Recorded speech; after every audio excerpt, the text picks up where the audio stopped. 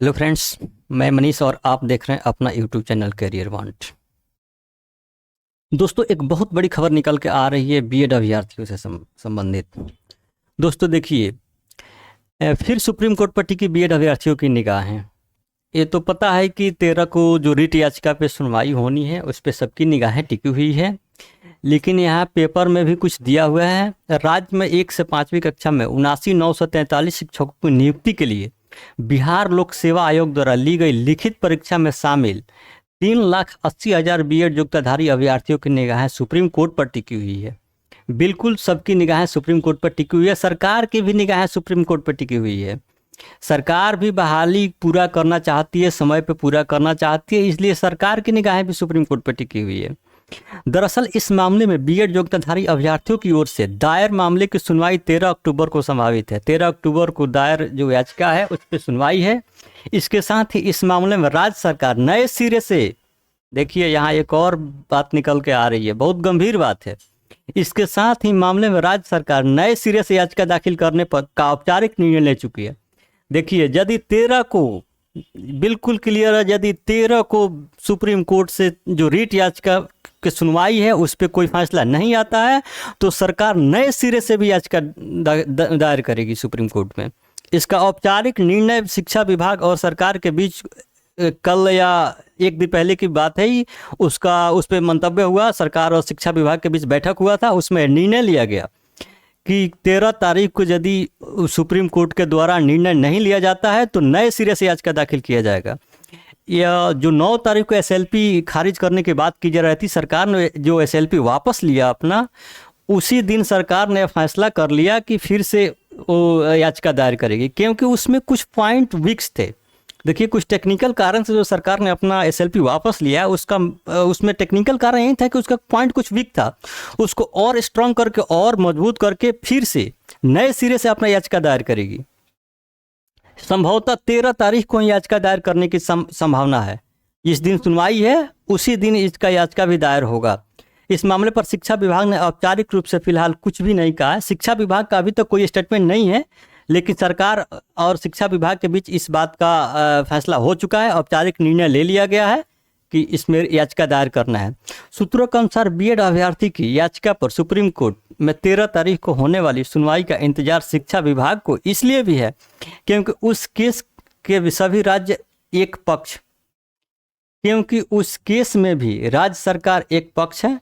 आधिकारिक सूत्रों के मुताबिक शिक्षा विभाग नई याचिका दाखिल करने के लिए पहले से तय समय के आधार पर कुछ और मजबूत करना चाहते हैं। दाखिल करने के लिए पहले से तय आधार को कुछ और मजबूत करना चाहती है। बिल्कुल, कुछ जो पॉइंट है उसको और मजबूत करना चाहती है। यह बात दीदार है। याचिका का मूल आधार पिछली एसएलपी की भांति ही होगा।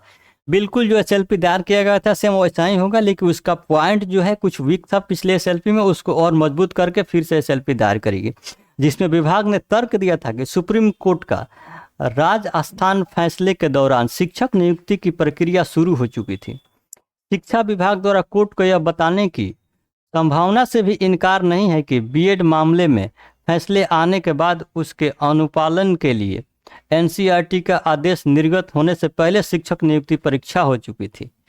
बिल्कुल, यहाँ अपना सरकार जो स्ट्रॉन्ग पॉइंट वहीं करना चाहती है, मजबूत पॉइंट जो सरकार के पास यही है कि जो सुप्रीम कोर्ट के फैसला आने के पहले बिहार में शिक्षक नियुक्ति प्रक्रिया शुरू हो चुकी थी। मेन पॉइंट सरकार का यही है। सरकार ने अपने पॉइंट में यही दिखा रही है, ऐसे तो बहुत सारे पॉइंट दिखा रही है, लेकिन मेन पॉइंट जो यही है कि सुप्रीम कोर्ट के फैसला आने के पहले सरकार ने बिहार में नियुक्ति प्रक्रिया शुरू कर दी थी और बीएड अभ्यर्थी आवेदन कर चुके थे। तो सरकार ने पुनः विचार के लिए, इस मामले में पुनः विचार के लिए सुप्रीम कोर्ट में याचिका दायर कर रही है। सुप्रीम कोर्ट का फैसला तब आया था जब बिहार में शिक्षक भर्ती प्रक्रिया चल रही थी। इस बीच राज्य सरकार ने इस मामले पर पटना हाई कोर्ट में अपील दायर की थी। पटना हाई कोर्ट में बिहार सरकार ने दलील दी थी कि बीएड वाले को प्राइमरी टीचर नहीं बनाने का सुप्रीम कोर्ट का फैसला बिहार के संबंध में नहीं है।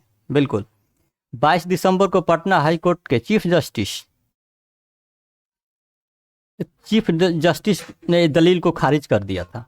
लेकिन जो बिहार सरकार ने पटना हाई कोर्ट में जो दलील दिया था उसको चीफ जस्टिस ने खारिज कर दिया और कहा कि सुप्रीम कोर्ट का फैसला बिहार में भी लागू होगा। बिल्कुल सुप्रीम कोर्ट का फैसला सर्वमान्य है, पूरे 29 राज्य में लागू होगा।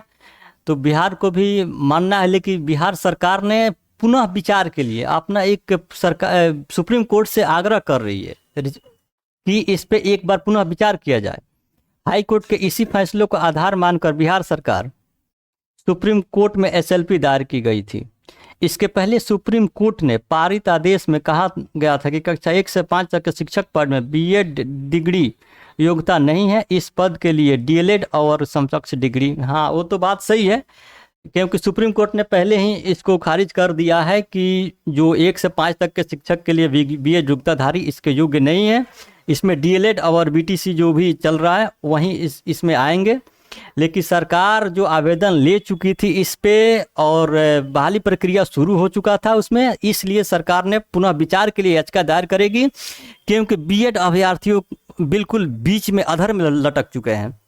इसमें वो कहीं के नहीं रहे, क्योंकि वो तैयारी भी की, अपना समय भी गंवाए, इसमें आवेदन किए, एग्ज़ाम दिए कि अब रिजल्ट का जब इंतज़ार है उन लोगों को, तो सुप्रीम कोर्ट का फैसला रिजल्ट बाधित कर रही है। इससे बिहार में जो शिक्षक नियुक्ति प्रक्रिया भी बाधित हो रही है। जो बिहार सरकार का समय था उससे उस समय पे हर हाल में बहाली पूरा करना चाहती हैं, और सुप्रीम कोर्ट के फैसले के कारण बहाली में लेट हो रहा है, नियुक्ति प्रक्रिया में लेट हो रही है। सरकार इसको लेकर काफ़ी गंभीर है, क्योंकि इसमें ज़्यादा पढ़ के बताने की ज़रूरत नहीं है। बाकी आप लोगों को तो सब पेपर में देख ही लिए होंगे।